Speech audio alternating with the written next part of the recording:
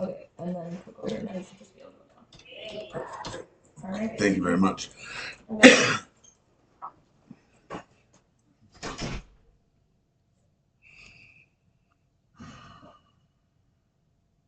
So not really sure where to start.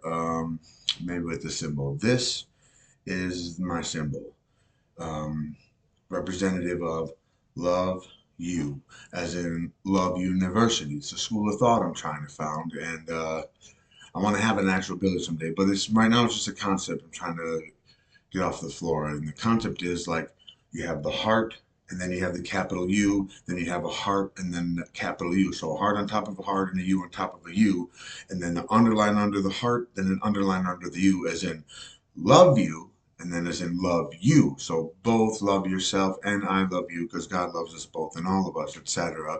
Then love university. Plus, it looks like a smiley face, and that is representative of love makes you happy, both giving and getting from and to both others and myself. That's the gist of it. And so I roamed around the world for years asking people a simple question. That's the precursor to the book that I'm about to read called Once Upon a Time for What is Love? And the question is very simple. Can you tell me, please, would you try to tell me with just one word, what is love? What is love? One word. Take your time. Excellent answer, whatever you said, because you ain't wrong. Love is like anything else in life. It's subjective based on your personal experience, preferences, and perspective. Um, so I just took all the little answers that I got. Each was like a little piece of the puzzle to me.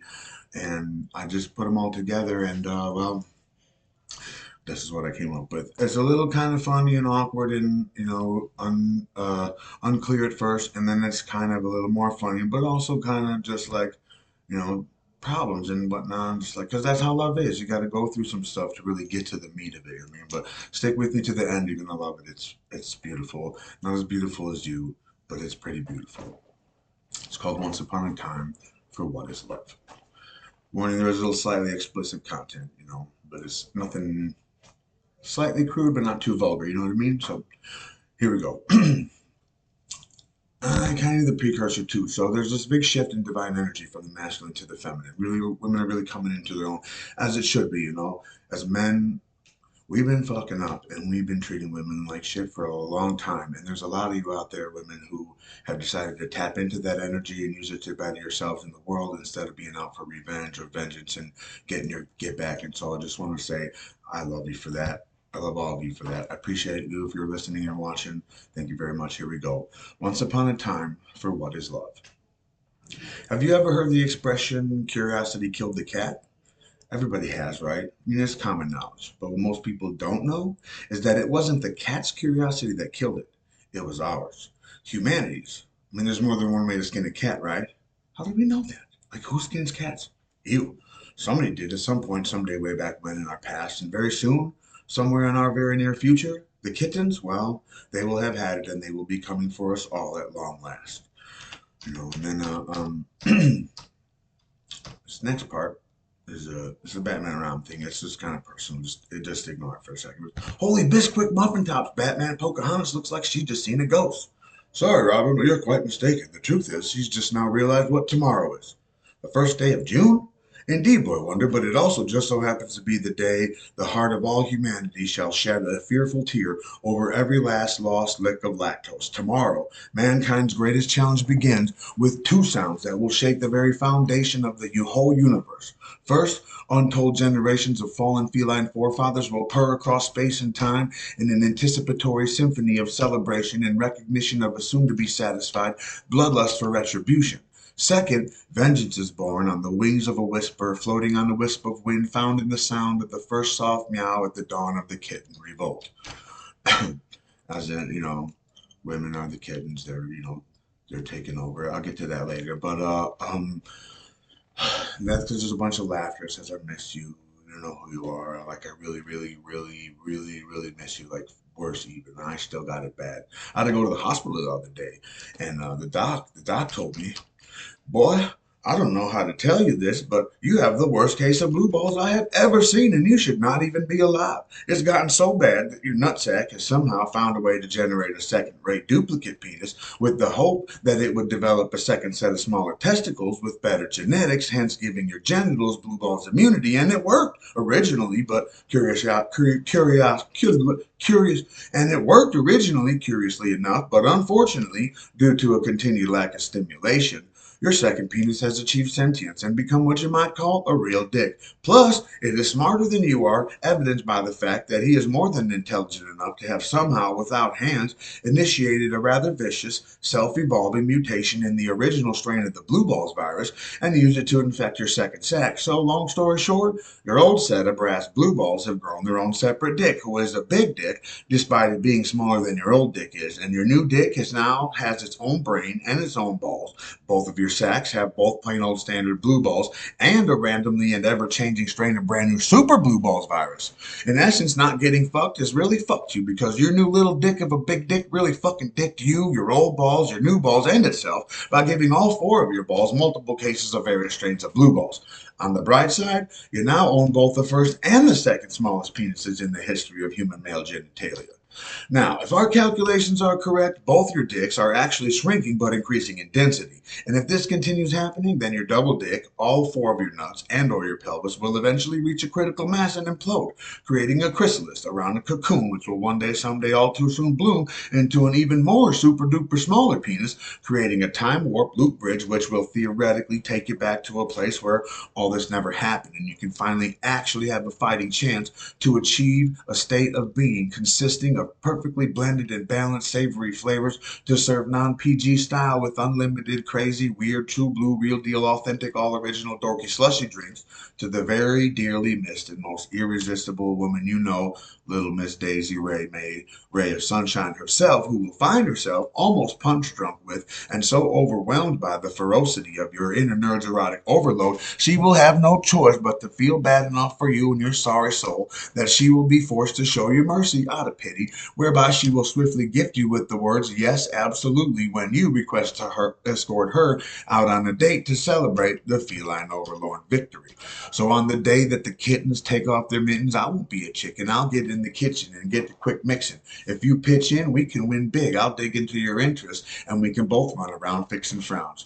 Then once the sun's down, we can wind down. You'll don a nightgown, but I need you right now. So I strip you righteous down. We head to Title Town, where we find out that, damn, well, yeah, you like how I get it up and go down, and you know how to go all out while we roll so loud, because we know now. We both own most of those gold crowns, and we found out how we're both crazy about not holding out, but just holding down what we can't go without. And damn, hands down, we both just so proud to be rolling down the same road now, because without a doubt, when it's lights out, we know how to shine brighter now that you found out how important it is to let the truth out. It wasn't never no secret. Now she sees we're both keepers. That's why I need her, but she don't believe yet why I'm the best bet. Yes, the yet stress. Get the test prep, because I'm relentless. But hey, let's start fresh. Nice to meet you, friend.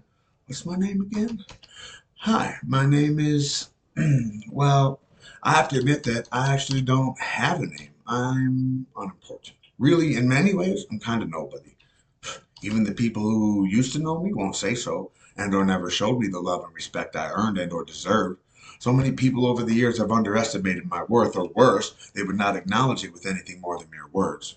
Speaking of, words have such power. Mine may be more than most. I was careless with them once, so I try to keep my mouth closed, but putting my pen down just feels really wrong, so I don't. One day, way back when, I stole a whole bunch of glory that God owned, and that's why I don't get or even want the love I am owed. Now, let me explain this in a way that conveys I am speaking to you from God's heart. Every time I try to write, I can't help myself trying to turn it into a work of art. It's not so much an ability as it is an action that happens so often and naturally that it actually physically hurts my brain because I have been cursed with this majorly vast and massive creative spark. I have been cursed with this majorly vast and massive creative spark. It is no less than I deserve. Shit. Surely I've earned worse.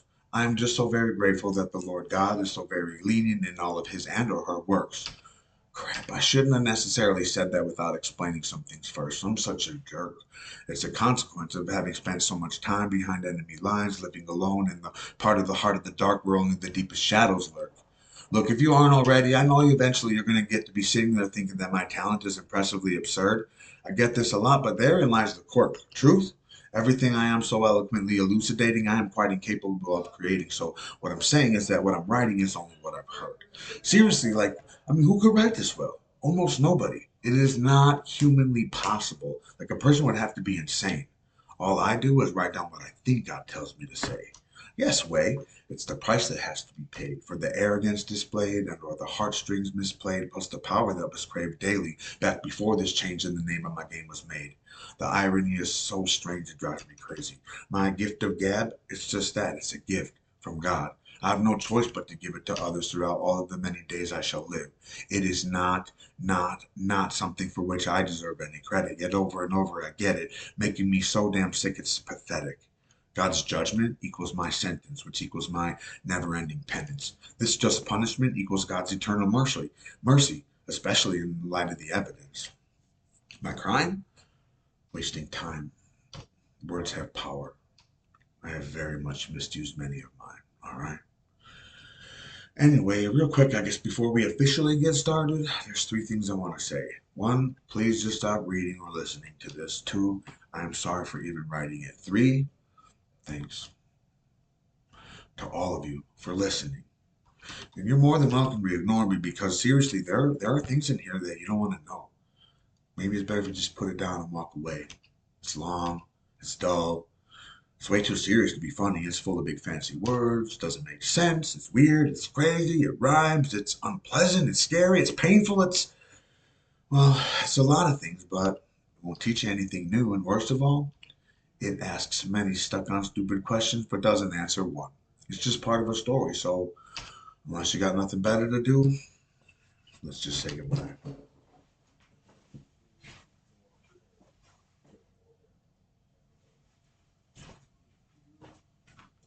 No? Okay. Don't say I didn't warn you. Here goes everything. But first, I want to share something with you that I read in one of my all time favorite books. It's called The Storyteller's Creed by Robert Fulghum. I believe that imagination is stronger than knowledge, that myth is more potent than history, that dreams are more powerful than facts, that hope always triumphs over evil, experience, and evil, that laughter is the only cure for grief, and I believe that love is stronger than death. Fork, yeah, like well said, Bob, but stronger than death? All right, let's take the man at his word. How does one respond to that? I mean, in the past, I would have asked Bob, what kind of love are we talking about here? But today, I ask you instead, is there only one kind of love? Hell yeah. Well, then that just begs the question, what is love? Love is what the story is all about. Wait, what do you mean? What kind of answer is that? What story? I mean the story, but more supercapital, damn it. But more specifically, I mean this story. I mean my story. Make what you want out of it. It is what it is, right? Allegedly. But I guess by my best guess, many of you have some questions of your own. I'll try to answer as many as I can without even having to ask. No, it is not even close to over yet. Maybe halfway. We've only just begun. No, it won't be short. Not all that sweet either, I'm sorry.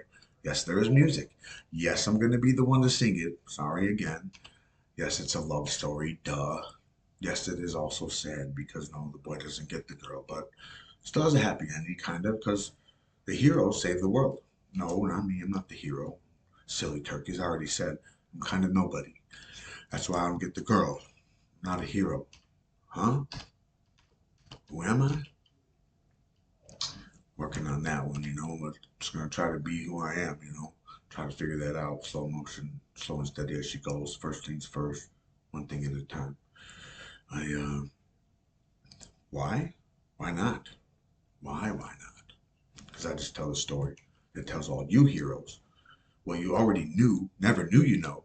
This way, you can all learn how to teach yourself to save the world and or the day. But, I mean, what do I know? I'm just trying to make it right, okay? Anyway, there is one thing I do know for sure. It is this. that there are always more than two sides to every story because we all live in a three-dimensional world. And it doesn't matter which of the four corners of the earth that you come from, you can still safely bet $5 against six donuts on any and or all of the 7 days of the week. That doesn't matter which of the eight pieces of the proverbial pie you get, the odds are still the same. 9 times out of 10, numbers don't add up, and so you have to go back to square one. But when you circle back around to the beginning, you somehow end up at ground zero instead. Then, to make matters worse, you see that only nobody's there to help.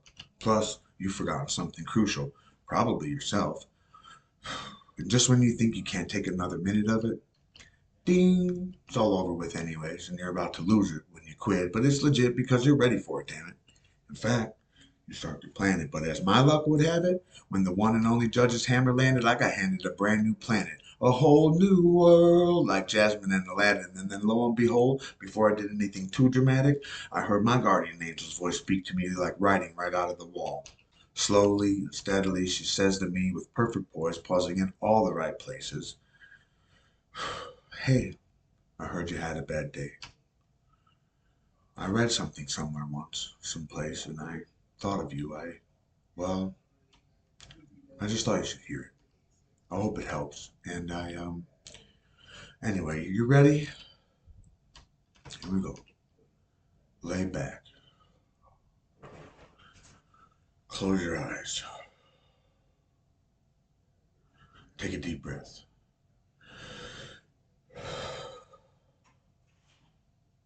Relax. Focus on your heartbeat. Listen to your breathing. Realize the day, it's over. You made it. And tomorrow you're going to get up and you're going to do it again.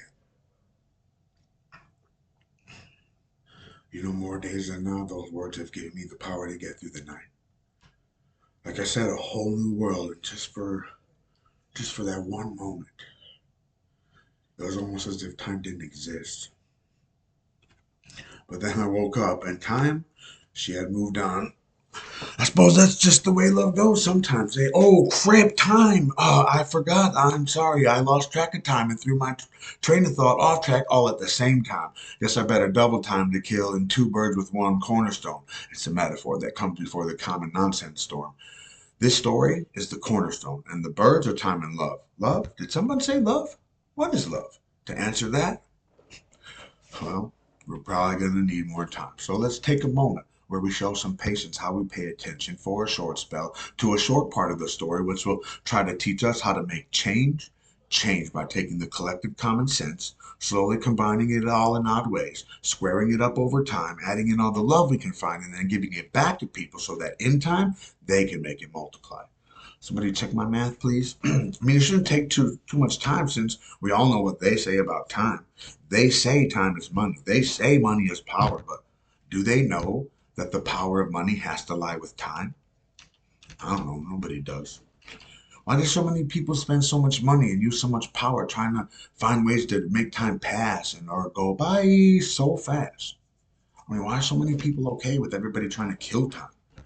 Is it because we all know we are all guilty of having thought we had time we could afford to waste? And they call me crazy. You know, it is kind of scary if you take the time to really think about it, don't you think?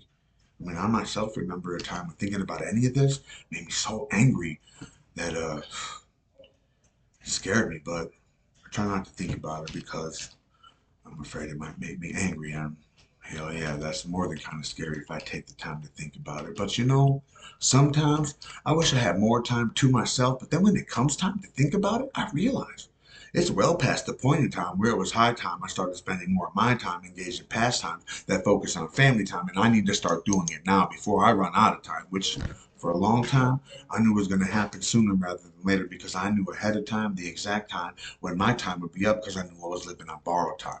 But then when it came time to pay it back, it was almost as if I had gone back in time, or more like time didn't exist. But then, before I knew it, once again, time had moved on.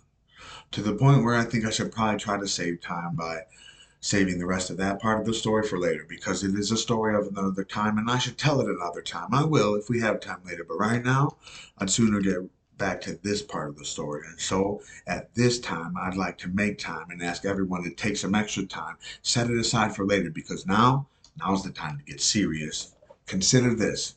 Our world is wounded and it is short on time. Many people know this and nobody has said it, so it is expected that everybody knows just what's been said about time. People say time heals all wounds, and they ain't wrong, but it's not all the way right either because it's actually love. What is love? Which heals all wounds. It just takes time. Time that we don't have to lose, in which we can't get more of. It only goes shorter as the sickness spreads further and we see such suffering on a scale previously unheard of. All of life's affections are affected by the effects of our collective soul being infected by any one of the many forms of fear manifesting itself as a social disease, whose symptoms like hatred, apathy, lethargy, gluttony, malice, and or jealousy weaken the pulse of all our societies. Luckily, somewhere, deep beneath what we see on the surface of these city streets, there lurks this peacelessly sleeping but still beating and or bleeding heart of all hearts of humanity. Sadly, it is speedily being eaten at ever so greedily by the hard and black heart of the darkness that is silently and or violently festering while it is secretly hiding deep down inside of me. It is something I noticed in everybody, at least a little bit actually, and to some degree, unfortunately. I know nobody asked me to speak truthfully, with all honesty, bluntly, and the tiniest bit brutally, because I can say with certainty, better than almost anybody, that it is each of these evil things, combined with a profound lack of empathy, which is slowly but surely and or steadily sapping the strength from the very depths of the soul of our species, both quickly and or quite ruthlessly, but hey, what do I know, right? I'm just some lowly nobody. I'm an unknown John Doe, simply some less than below average Joe Blow who is slowly rolling alone down a lonely road going nowhere. And when I get there with no hope, I'll build a home I can't own and watch it grow with only help from itself. I know I look like a bad dad because I'm a jailbird and or a nomad. I'm not. It is a bum rap of a bad rep. It's a bad apple. I have at long last had it. I got past that after I had this flashback, which took me back to my sad past that was worse than a fast-acting catalyst as it hit me like the granddad of all backhanded slapdashes. It knocked me flat back, then grabbed and dragged my dumb ass backwards deep down into the depths of a cold, soul-cleansing bath of metaphorical acid, which, as a matter of fact, I was glad to have had, as I traveled from a place where I had a classic bad attitude to a crossroads where I chose a path that ended up being a fast track back to becoming a half-assed class act who has half a chance at trying to be a great dad with mad status among all the many different types of badasses, and that's that. But I digress. When what we really need is progress. So let's play the game of life like it's chess instead. You need offense and defense plus finesse. Don't stress, no sweat. That's easy because I don't want the glory and I don't need no fame. I just want to do all I can to make sure the story ends with the home team winning the game.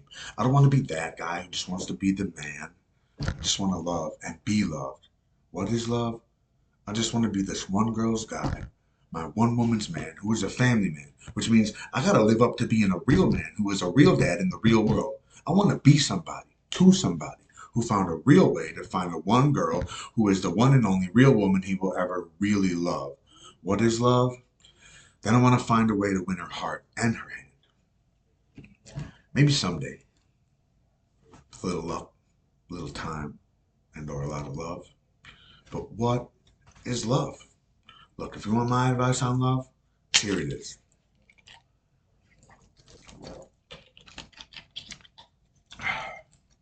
Work for it. Period. The end. Always make the most of all the time in your lifetime. Spend all of your time, spend all of your money, use all of your power trying to find the love of your life. Then you both spend all of your time and all of your money focusing all of your power on building a home, protecting your family, but still trying to have the time of your life, making memories which will last beyond your lifetime. Time? I thank you for your time. Time?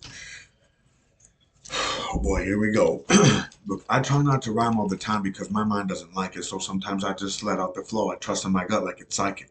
I follow my heart as it leads from my sleeve. I don't hide it. I'm a slave to Mother Nature, so naturally I eventually had to ask me, why fight it? So what if I'm an eclectic eccentric with an eloquent temperament? So what if I'm a wizard with words who is as yet unheard of? Well, guess what? Now hear this. Spoiler alert! Alert the spoiled, rotten brain, brain dead, dead inside and lifeless life on Mother Earth's earthbound soul train. It's in the game, sir. You're not a guest, man. Pave the way. Pay your way. Before you hear all aboard, only then can we move forward and explore a better metaphor like, good guess, it is chess. You got to realize the proper moments for analyzing your opponents. You got to visualize each component of victory before you own it, or you won't know that all the world's a stage. Don't be afraid to take it by force and or then ride your third eye blind while you weather the storm, because regardless of whether or not it is inevitable that nobody is able to mess with the proverbial bull without getting gored, I've already taken an unforgettable stab at cracking the code by grabbing both life and death by the horns. I've learned that if you do what you done, you'll get what you got. You won't like who you are if you are who you're not. But if you take what you get, you shoot straight from the hip for the top, well, you can follow your bliss if you don't miss what you want. If you take common sense, compress and condense it, you can make change so momentous people have to pay attention. That will open their ears when you open your mouth so you can open the eyes in their minds with the words you roll out. You must then take the time to find enough time to chew on their food for thought. You might even savor its flavor if it's not too tough to swallow. I hope the taste of my drift has been caught. It's this. Sometimes you have got to lay the smack down. Most of the time, just have to lay yourself down. Either way, if you really want to see your whole life turn around, just get back up every time, never back down, because that's love. What is love? Love is a battlefield. A battlefield of dreams, a field of dreams full of dream catchers meant to catch your eye like the catchers in the rye field full of daisies, meant to fill Daisy Mae's mind with memories of Maydays and daydreams of a dreamlike dreamscape, of a dream life that's so lifelike you'll be like, what? Because that's love. What is love? They'll be like, please don't mind me. I'm sorry I'm so annoying. Thank each and every one of you out there reading or listening to this for being an extremely understanding, everyday, heroic human being who is embodying the outstanding and the extraordinary oh so effortlessly and so easily, because that's love. What is love? Well, personally, love is how I would have preferred for me to been able to take a knee and then say, please marry me, to the only queen bee who had been, is, and probably ever will be seeing what's best for and or in me, but I just stood blankly and nodded thankfully for what I got because it was given freely. And that's love. What is love? Love is feeling like maybe you can get something from nothing, but knowing that you have to add it to the pool. Because if you think that life's a game or that you're going to get a free ride, well, then you're a hell of a self made fool. But that's love. What is love? Love is creating a future now where we live by learning from the past. Yesterday don't exist. Tomorrow's a myth. Today, that's all we have. What is love? Love is the heart of our earth is breaking. She calls one and all for help. Let us work together, daily help each other, change the world, make it better, fix ourselves, because that's love. What is love? Love is no Fruit Loops for me for breakfast, thanks. My brain is fried rice crispy enough. Snap, crackle, pop. They say that bad drugs have made me and Brian batshit crazy, so here's my new rule of thumb. Mood altering, maybe like a little bit of caffeine, but mind altering, like a dope fiend? Hell no. I gotta keep my brain on top of this game to maintain this slow and steady flow, because that's love. What is love? It's questioning all of the answers that we all thought we knew all along. Love is rhythm, love is rhyme. It's the dance that happens when they combine.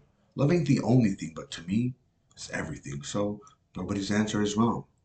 Love is a little bit kind of sort of like turning a poem into a song. It is rhythm, it is rhyme.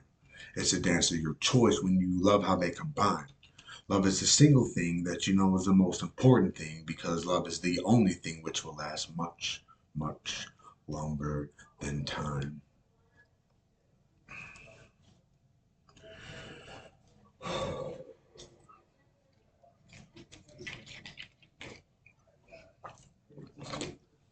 Oh, hi. You're still here. I am so glad. Stick around. You know, we need you. That took forever, eh? Sorry about that. You wanna know what the craziest thing is? I have asked hundreds, like maybe thousands of people this question.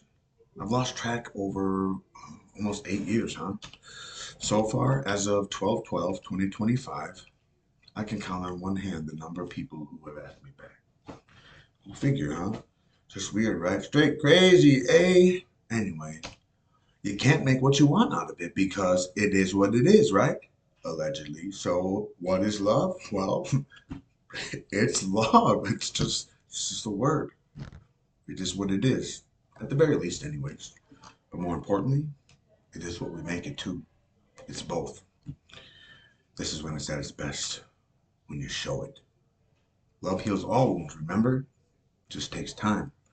And well, just never know when our time will come to be up. You're welcome to double check again, but if my math was right, we gotta make more love. The world needs it.